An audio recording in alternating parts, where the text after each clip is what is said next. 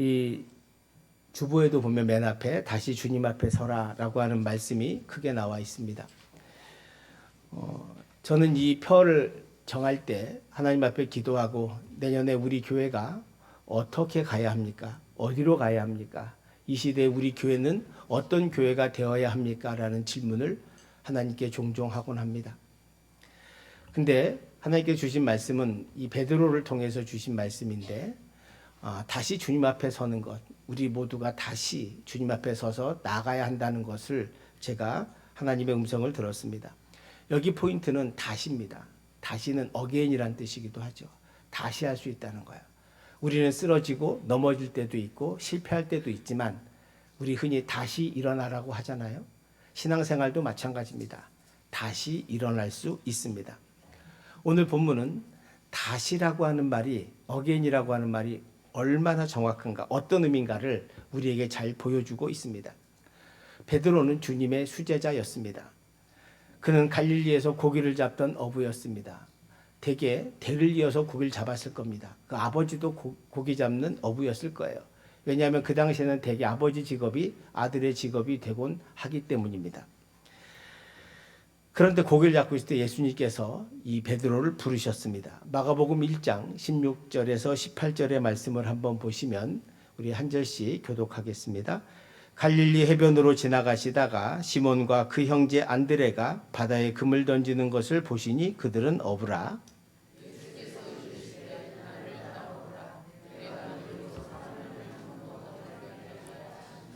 함께 봉독합시다. 곧 그물을 버려두고 따르니라. 우리는 단일랑 이 세 절을 보고 있지만 그 당시 한번 생각해 보시기 바랍니다. 평생 고기를 잡고 가족이 있던 베드로입니다. 장모의 열병을 주님께서 고쳐주셨으니까 장모가 있다는 것은 아내가 있다는 이야기이죠. 그래서 아내도 있었고 아마 자녀들도 있었을 겁니다. 그런데 어느 날 주님께서 베드로를 부르셨습니다. 내가 너에게 고기를 잡는 어부가 아니라 사람을 낚는 어부가 되게 하겠다.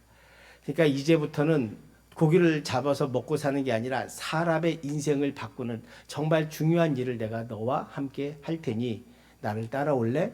그래서 그물을 버려두고 따랐다는 것이죠. 이게 인생의 가장 큰 결단 가운데 하나입니다.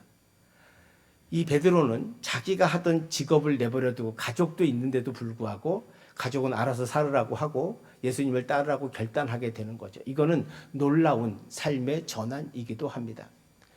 저와 여러분이 예수를 믿을 때도 그랬죠. 저처럼 모태에서부터 어머니 때부터 믿으신 분도 있지만 또 여러분이 인생의 삶 속에서 어떤 계기가 되어서 주님을 만나고 예수를 믿게 되신 분도 있습니다. 그 예수를 믿는다는 것, 이 교회에 나온다는 것 자체는 인생에서 엄청난 전환이고 엄청난 변화입니다. 마치 베드로가 고기 잡는 것을 그만두고 사람을 낚는 어부가 되겠다고 예수님을 따른 것과 아주 유사하다고 볼 수 있습니다. 그 다른 제자들과 함께 주님을 따르면서 주님이 베풀어 주시는 기적과 은혜와 말씀 공부와 이런 훈련들을 잘 받으면서 살았습니다. 근데 어느 날 주님께서 물으세요. 너희들 모아놓고 제자들에게 사람들은 나를 뭐라고 하느냐? 엘리야라고도 합니다. 모세라고도 합니다. 세례 요한이 다시 살아났다고 말하기도 합니다. 그랬더니 그럼 너희들은 나를 누구라고 생각하느냐라고 물었더니 제자 중에 베드로가 용감하게 주님은 그리스도시요 살아계신 하나님의 아들입니다. 이런 놀라운 대답을 합니다.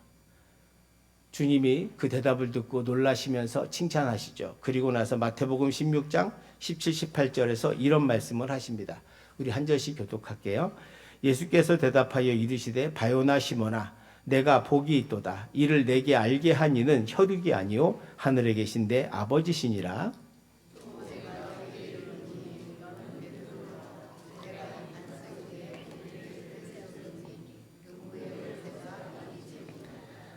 같이 봉독합시다. 내가 천국 열쇠를 내게 주리니 내가 땅에서 무엇이든지 매면 하늘에서도 매일 것이요 내가 땅에서 무엇이든지 풀면 하늘에서도 풀리리라 하시고, 여기서 중요한 것은 예수님께서도 이 답은 베드로가 지금 한 말은 네가 한 게 아니라 하나님의 성령께서 너를 통해서 말하게 하셨다라고 말할 정도로 너무나 정답이거든요. 훌륭한 답이었습니다.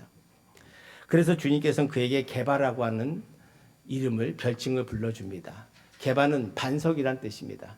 이 반석이란 뜻은 바로 지금 베드로가 고백한 주는 그리스도시요 살아계신 하나님의 아들입니다라고 하는 그 고백의 반석 위에 내가 교회를 세워주겠다.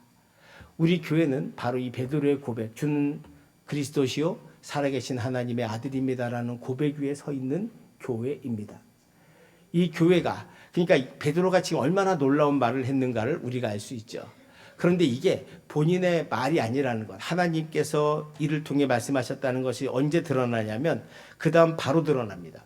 그 말을 듣고 주님께서는 제자들에게, 그러니까 왜 질문했냐면 사람들은 나를 누구라 하느냐고 이 질문한 이유는 주님께서 지금 당신이 이제 내가 예루살렘에 올라가는 목적을 말씀해 주시기 위해서 하신 말씀이에요. 근데 제자들이 주는 그리스도시요 살아계신 하나님의 아들입니다라고 했을 때 그 말을 듣고 예수님은 제자들에게 내가 예루살렘에 올라가서 이제 십자가 달려 죽고 사흘 만에 부활할 거야 라고 말씀해 주셨습니다. 그러면 제자들은 주님 알겠습니다. 그러면 저희도 주님의 길을 따라 열심히 가겠습니다 라고 해야 되는데 그렇게 안 하죠. 16장 22절을 보면, 마태복음 16장 22절에 보면 같이 봉독합시다.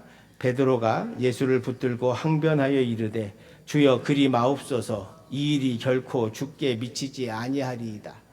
이 말은 무슨 말이냐? 주님 안 됩니다. 아니 주님께서 왜 십자가 죽습니까? 예루살렘에 가서 죽으시면 안 되죠. 그건 주님이 하실 일이 아니고 주님이 그렇게 하시면 안 됩니다 라는 말입니다. 즉 예수님의 제자들이 생각했던 것은 메시아는 다윗처럼 힘센 왕으로 헤롯을 물리치고 로마 군대를 물리치고 왕이 되셔야 돼요. 그래야 자기들이 한 자리씩 할 수 있으니까 총리도 되고 장관도 되고 다 할 수 있는데, 아니 죽으신다니 말이 됩니까? 안 된다고. 주님 절대 그러면 안 된다고 그렇게 말하니까 23절에 주님께서 뭐라고 하시냐? 23절입니다. 시작. 예수께서 돌이키시며 사탄 내 뒤로 물러가라. 너는 나를 넘어지게 하는 자로다. 내가 하나님의 일을 생각하지 아니하고 도리어 사람의 일을 생각하는도다 하시고. 그러니까 베드로를 책망하시면서 사탄이라고 말해요. 사실 이거는 좀 심한 말이잖아요. 사탄이라고. 자기 제자에게 너는 사탄이야 이렇게 말하는 게 얼마나 사실은 심한 말입니까? 그런데 주님이 일부러 지금 하고 계십니다. 왜? 베드로뿐 아니라 다른 제자들 모두가 지금 주님께서 십자가 달려 죽으시겠다고 할 때 말렸거든요. 이미 그들의 마음속에는 다른 마음이 있다는 걸 주님이 너무나 잘 아는 거예요. 그게 사람의 일이거든요. 하나님의 일은 뭐냐? 하나님의 일은 예수님과 함께 십자가에 달려 죽거나 아니면 주님을 위해 살거나인데 고난도 받을 생각을 해야 되는데 지금 제자들은 예수님을 통해서 이 기적과 능력을 통해서 내가 이분이 왕이 되면 장관 한 자리는 12명이니까 장관 하나씩 나누면 충분히 우리는 장관으로 잘 먹고 잘 살 수 있다는 착각 속에 말하고 있다는 것을 알고 계셨기 때문입니다. 그게 이기적이고 욕심내는 생각, 이것이 바로 사람의 일입니다. 우리도 예수를 믿으면서 늘 고민하고 기도해야 될 것 중에 하나는 내가 나의 비전이 하나님의 비전인 것처럼 포장하거나 나의 꿈이 하나님의 꿈인 것처럼 포장하지 않아야 합니다. 그것이 참으로 중요하죠. 우리가 내 욕심과 내가 칭찬받고 화려한 것을 가는 것이 아니라 사실 주님의 길은 고난의 길이고 십자가의 길이고 헌신의 길입니다. 우리 가운데 잘 알지 않습니까? 여러분들께도 믿음 생활을 오래 하신 분들은 젊었을 때 여러분이 헌신했던 것을 하나님은 기억합니다. 사람은 모르겠지만 잊어버려서, 그러나 하나님은 다 기억하고 계시고 여러분의 수고와 헌신이 얼마나 교회를 빛나게 했는가를 알고 있습니다. 중요한 건 지금은 어떤가라는 거죠. 오늘 베드로가 가장 크게 실수한 것은 마지막 때입니다.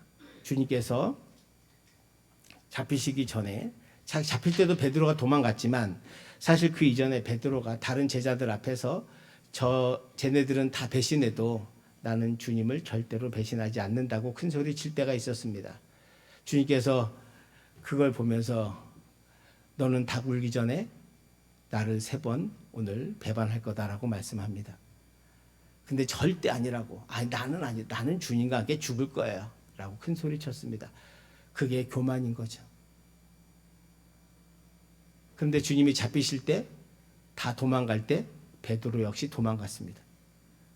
그리고 미안하니까 안나스에게 끌려가서 재판받고 있을 때 몰래 가서 봅니다. 보는데 거기 얼굴에 익숙했던 어떤 여자아이가 너도 예수와 한패다라고 하니까 아니라고. 난 저 사람 모른다고. 또 있다가 또 다른 사람이 두 번째 또 뭐 분명히 맞다. 내가 봤다. 그러니까 난 절대 아니라고. 저 사람 모른다고. 3번째 또 아니야 넌 똑같아. 내가 보기에 저 사람과 같이 있었어라고 하니까 3번째는 예수님을 원어에 보면 욕하면서 예수님을 욕하면서 나는 저 사람을 모른다고 했어요. 그리고는 도망쳐 나오는데 닭이 꼬끼요 하고 우는 겁니다. 그때 깨닫죠. 베드로는 주님께서 나를 닭 울기 전에 3번 배신한다고 했는데 내가 지금 3번을 배신하고 있구나. 그러면서 통곡했다고 합니다. 그리고 나서 그 통곡 속에서 베드로가 후회의 나날을 보내기 시작하죠. 고통스러운 나날입니다. 예수님을 죽으시고 그래서 이 베드로는 다시 고향으로 돌아갑니다. 갈릴리 호수에서 다른 제자들과 함께 고기를 잡고 있었어요. 그런데 고기를 한 마리도 못 잡았습니다. 주님께서 오셨습니다. 오른쪽에 그물을 내려라. 그랬더니 그물을 내렸더니 엄청나게 많이 잡혔습니다. 주님께서 그러면 그 고기를 구워라. 그리고 이제 제자들과 함께 불을 피우고 식사를 하시면서 묻습니다. 그게 바로 오늘 본문 21장 15절의 말씀입니다. 우리 15절 말씀 한번 같이 보시겠습니다. 그들이 조반 먹은 후에 예수께서 시몬 베드로에게 이르시되 요한의 아들 시몬아 내가 이 사람들보다 나를 더 사랑하느냐 하시니 이르되 주님 그러하나이다. 내가 주님을 사랑하는 줄 주님께서 아시나이다. 이르시되 내 어린 양을 먹이라 하시고 이 질문을 3번 반복하십니다. 3번. 이 3번을 반복하시는 이유는 동일하게 예수님을 모른다고 3번이나 부인하고 마지막에 욕까지 하면서 부인했던 그 베드로, 지금 후회하고 있는 이 베드로에게 다시 기회를 주기 위해서 3번 똑같이 부르십니다. 옛날 같으면 뭐라 그러겠어요? 네가 날 사랑하느냐? 그럼요. 제가 제일 사랑하죠. 쟤들보다 제가 훨씬 더 주님을 사랑합니다. 이렇게 말했을 건데 이젠 그렇게 말하지 않아요. 주님을 사랑하는 줄 주님께서 아십니다. 겸손해진 거죠. 겸손해졌습니다. 근데 주님께서 내 어린 양을 먹이라고 하십니다. 이 말은 그럼 이제 됐다. 이제 내 양을 책임져 주지 않으렴. 이것은 이제 교회를 세우시고 초대교회를 위해서 사역하게 하기 위해서 지금 베드로를 부르신 것입니다. 3번의 부인과 3번의 네가 나를 사랑하느냐는 질문, 동일하게 내 양을 먹이라고 하신 이 질문과 답변 속에는 주님의 사랑하심과 그리고 내가 너를 용서한다는 말씀이 그 안에 있습니다. 우리는 주님의 이 방법을 배워야 합니다. 사람은 누구나 살면서 실수할 수 있습니다. 그런데 우리 사회는 과거의 실수나 실패를 용서하지 않습니다. 왜 젊은 대학생들이나 사람들이 안전한 곳에 가겠습니까? 실패하면 더 이상 올라갈 수 없기 때문입니다. 한번 떨어지면 다시 올라갈 수 없다고 생각하기 때문에 두려워서 안전한 직장과 안전한 자격증을 취득하려고 하는 거죠. 우리 사회는 실패를 허용하지 않습니다. 대부분 실패하면 무시하고 비난하기에 급급하죠. 주님도 사실 이 베드로도 실패한 사람입니다. 주님을 따르다가 결국 자기 욕망대로 안 되니 떠나버리고 주님을 저주하고 욕했던 바로 그런 사람입니다. 그런데 주님은 그 사람을 불러서 다시 회개시킵니다. 기독교에서 가장 놀라운 단어 중에 하나는 회개라는 단어입니다. 주님께서도 말씀하셨죠. 회개하라, 천국이 가까이 왔다. 회개는 천국에 들어가는 입장권과 같은 것입니다. 모든 이 땅의 사람들이 어떤 죄를 지었던 주님 앞에 회개한다면 하나님은 그분을 용서해 주십니다. 이게 기독교의 놀라운 점입니다. 그래서 깡패를 하시던 분도 목사가 될 수 있는 것입니다. 과거를 묻지 않는 거죠. 중요한 건 기독교는 과거를 묻지 않고 현재와 미래를 바라보게 합니다. 많은 사람들이 과거의 상처 때문에 미래를 나가지 못합니다. 현재를 불행하게 살기도 하죠.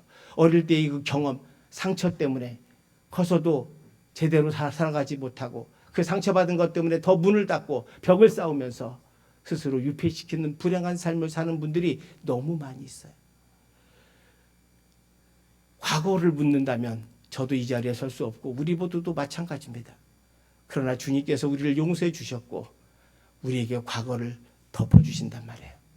베드로도 덮어주셨어요. 네가 나를 사랑하느냐? 주님이 아십니다.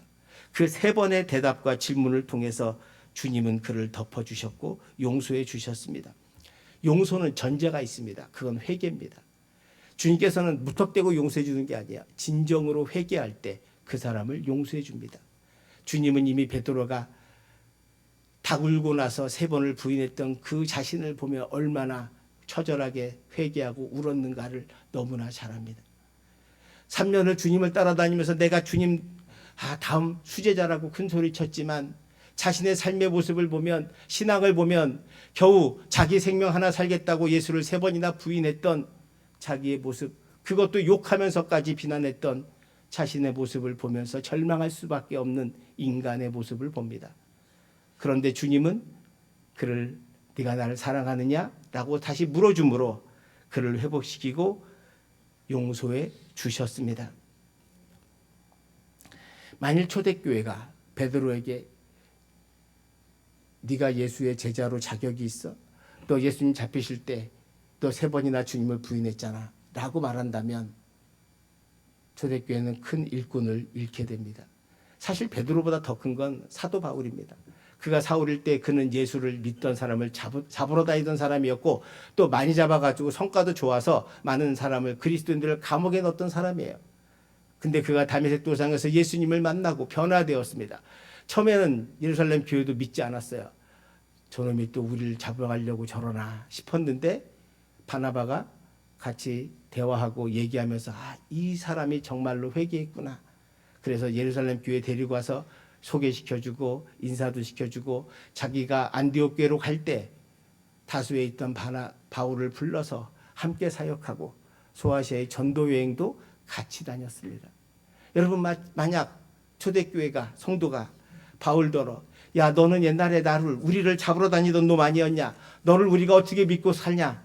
라고 말했다면 아마 기독교의 역사는 달라졌을 것입니다.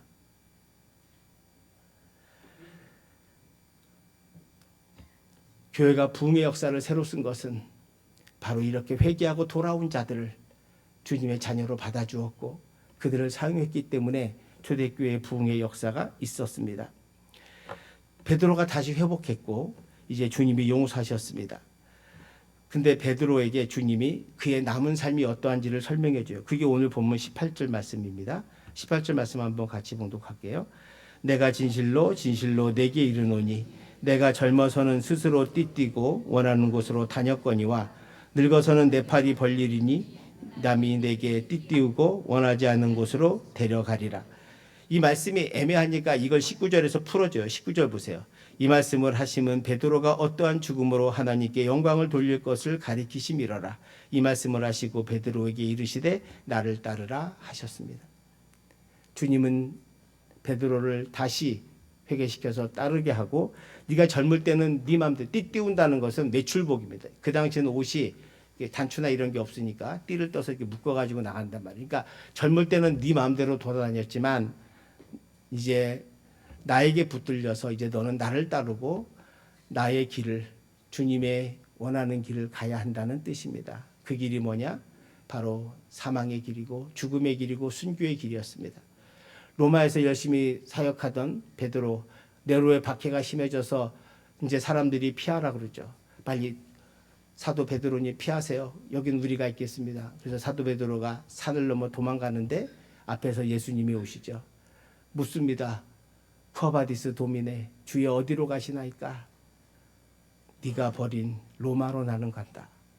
그 말을 듣고 베드로는 길을 돌이켜 로마로 가서 나중에 십자가에 거꾸로 달려 순교하게 됩니다.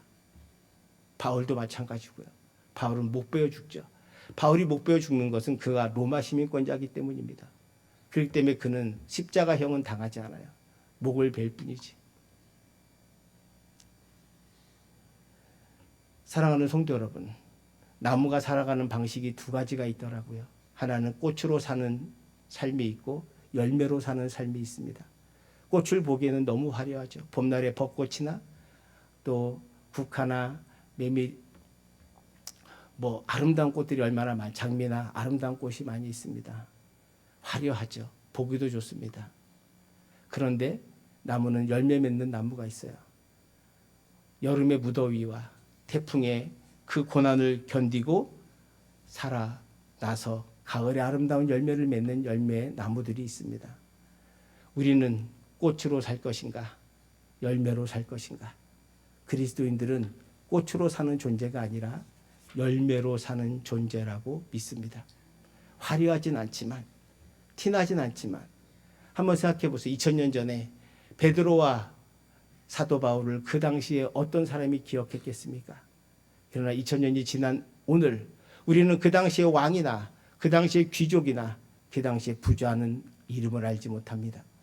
오직 아름다운 열매를 맺고 살았던, 고난 가운데 살았지만 주님의 십자가의 길을 묵묵히 걸어갔던, 실패했지만 주님께 다시 주님 앞에 서서 주님의 길을 걸어갔던 베드로, 바울의 이름을 우리는 기억하고 있습니다.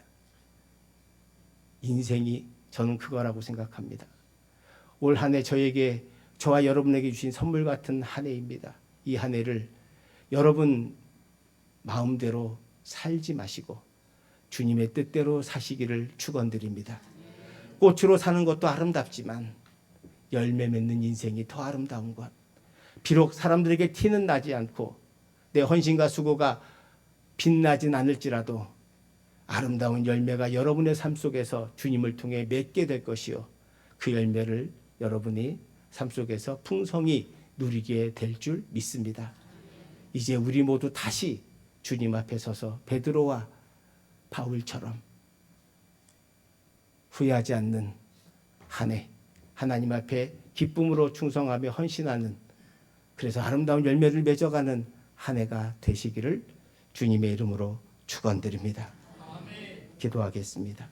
사랑의 하나님, 오늘 이 말씀을 통해서 우리 모두가 베드로와 바울처럼 한때는 주님을 떠나 있었고 제대로 하지 못했던 적도 너무 많습니다. 그러나 이제 돌아와 주님 앞에 다시 서게 하여 주셔서 주의 십자가를 붙들게 하여 주옵시고 베드로와 바울처럼 주의 길을 걷게 하여 주시옵소서.